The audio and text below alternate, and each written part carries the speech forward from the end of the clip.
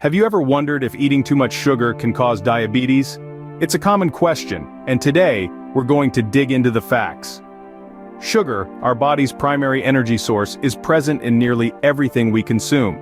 Yet, when we think about sugar, it's often the sweet, white crystals sprinkled on our morning cereal or mixed into our favorite baked goods that come to mind. But sugar is more than just a sweet treat. It's a complex substance that plays a crucial role in our body's functions. But what happens when we consume too much of it? This question brings us to the heart of our topic today, the link between sugar and diabetes. Diabetes, a chronic condition affecting millions of people worldwide, is characterized by high blood sugar levels. There are two main types, type 1 and type 2. Type 1 is an autoimmune condition where the body can't produce insulin, a hormone that helps sugar enter cells to be used for energy. Type 2, on the other hand, occurs when the body becomes resistant to insulin or doesn't produce enough of it. Now let's get back to sugar. Our bodies break down carbohydrates from our diet into glucose, a type of sugar, which then fuels our cells. Insulin is like the key that unlocks the cell to let glucose in. If there's too much sugar in the bloodstream and not enough insulin, or if the insulin isn't working properly, sugar can build up, leading to high blood sugar levels, a hallmark of diabetes.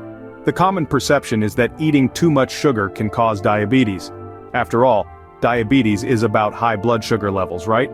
Well, it's not that simple. It's the excess calories from consuming too much of any food, including sugar, that can contribute to weight gain, a key risk factor for developing type 2 diabetes.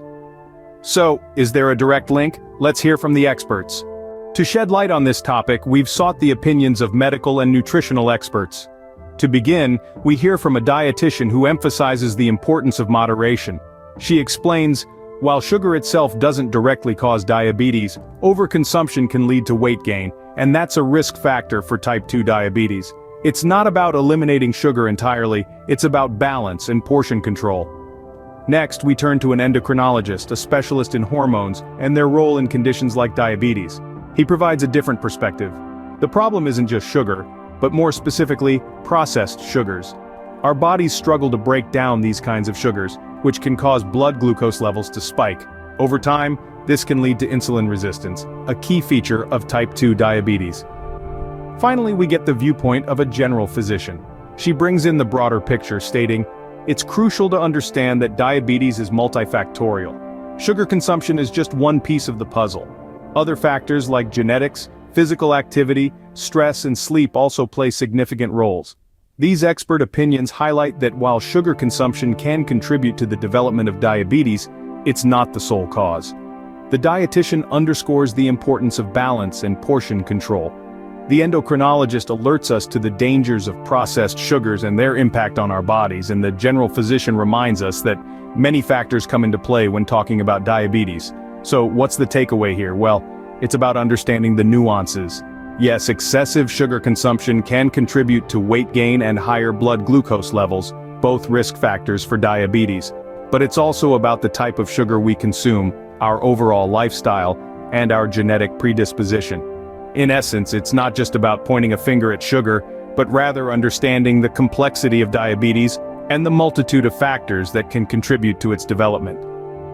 As we've heard, the relationship between sugar and diabetes isn't as straightforward as it seems.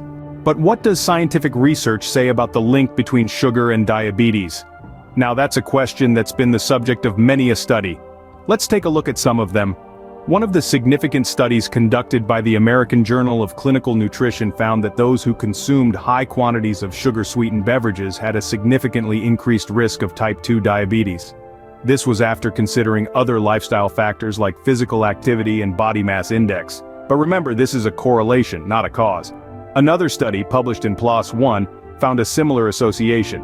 It discovered that high sugar consumption, particularly in the form of sugary drinks, was associated with a higher risk of type 2 diabetes.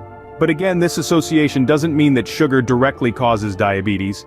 In contrast, a research study in the British Journal of Nutrition found no direct link between total sugar intake and the risk of type 2 diabetes. Yes, you heard it right. No direct link. This study suggests that it's not just about how much sugar we consume, but how we consume it.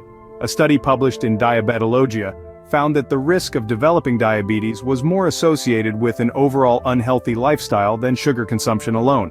This includes factors like poor diet, lack of exercise, and obesity. So, what do these studies tell us? They highlight that while there's a correlation between high sugar intake and an increased risk of diabetes, it's not as simple as saying sugar causes diabetes. There are many other factors at play. It's also important to remember that most of these studies focus on added sugars, not the natural sugars found in fruits and vegetables. So, it's not about cutting out all sugar, but being mindful of where it's coming from and how much we're consuming.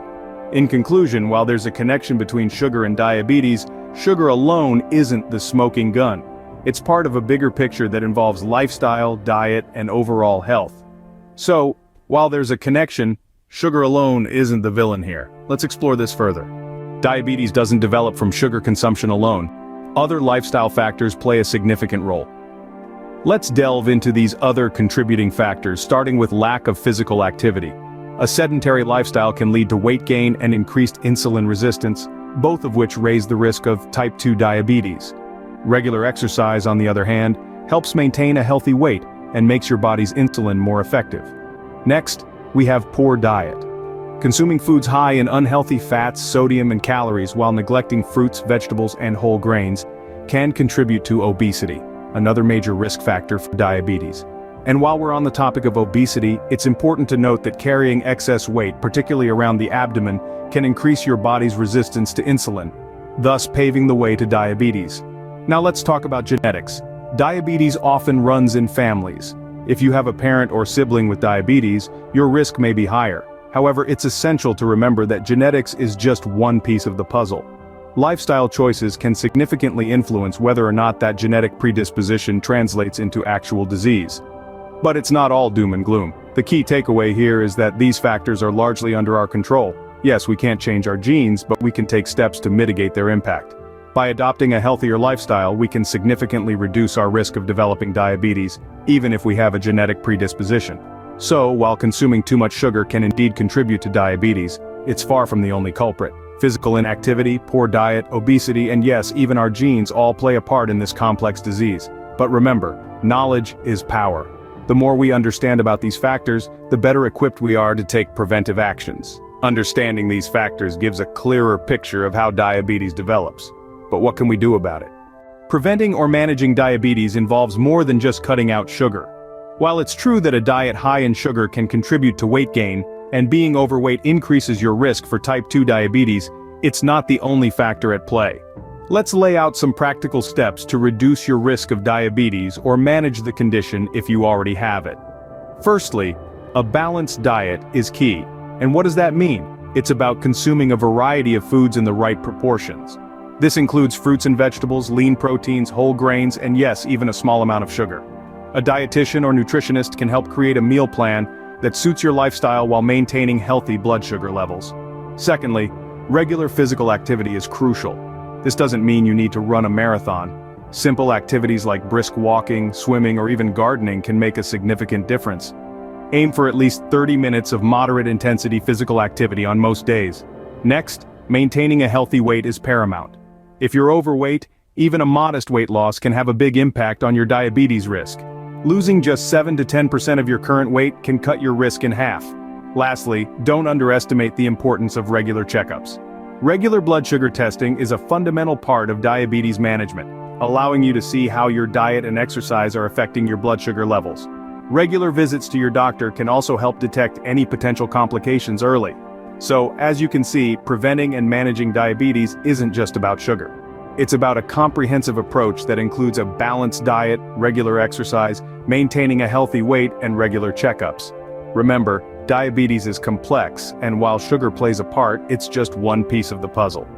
By understanding the various factors at play and taking steps to address them, you can significantly reduce your risk, or better manage your condition.